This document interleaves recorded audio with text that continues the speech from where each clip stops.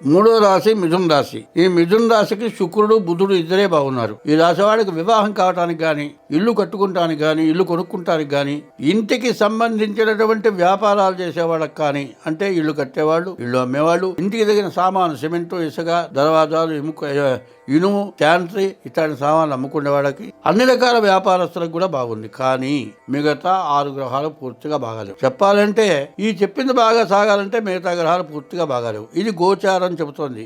గోచారం అంటే జన్మ నక్షత్రాన్ని బట్టి గోచారం వస్తుంది. నీ పేరు నక్షత్రంలో కలిసిన పేరు అయితేనే గోచారం అవుతుంది.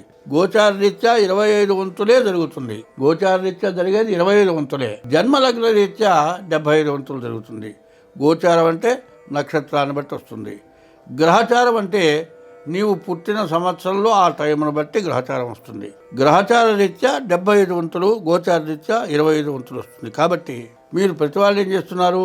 ఏమండి, నా పేరు వెంకయ్య, మరి మృగశిర నక్షత్రం, వృషభ రాశి అండి నాది అంటే, వెంకయ్య మీ తాత పేరు నీకు పెట్టుండొచ్చు. వెంకయ్య నీ నక్షత్రాన్ని బట్టి పెట్టలే, అది నీ రాశి కాదు. నీవు పుట్టినరోజు జన్మ నక్షత్రాన్ని బట్టి రాసి వస్తుంది. కాకుండా ఇట్లా అనుకొని జాతకాలు అడిగి చెప్పింది సరిగా జరగలేదు, మీరు చెప్పింది ఒకటి, నాకు జరిగేది ఒకటి అంటే సరిపోదు. కాబట్టి మీరు పుట్టిన తారీఖు, నెల, సంవత్సరం, టైం ద్వారా మీ జాతకం చూపించుకోవాలి. అట్లా లేదండి, అప్పుడు మీ హస్త సాముద్రిక, మీ 2 చేతులు అరిచేతుల ద్వారా హస్త సాముద్రిక, అది కూడా కాకుండా అరిచేతుల ద్వారా వచ్చేది కూడా 60 వంతులే వస్తుంది.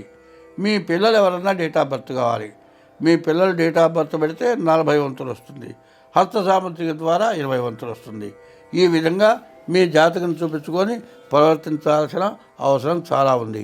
కాబట్టి ఈ రాశి వాళ్ళకి చాలా ఇబ్బందికరంగా కనబడుతున్నది.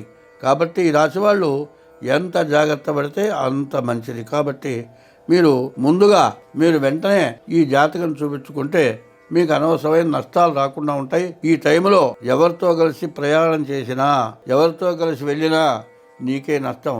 జాయింట్ వ్యాపారాలు చేసినా మీకే నష్టం. ఎవరైనా చీట్లు పాడుకుంటూ వాళ్ళకి హామీ ఇచ్చినా వాడు ఎగ్గొడతాడో మొత్తం మీరే కట్టాలి.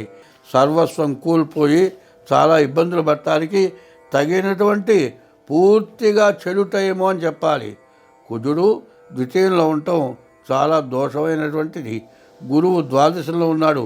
దీనివల్ల కూడా చాలా ఇబ్బందికరమైన టైము. కాబట్టి మీరు ఎంత జాగ్రత్త పడతారో అంత మేలు జరుగుతుంది. స్వస్తి.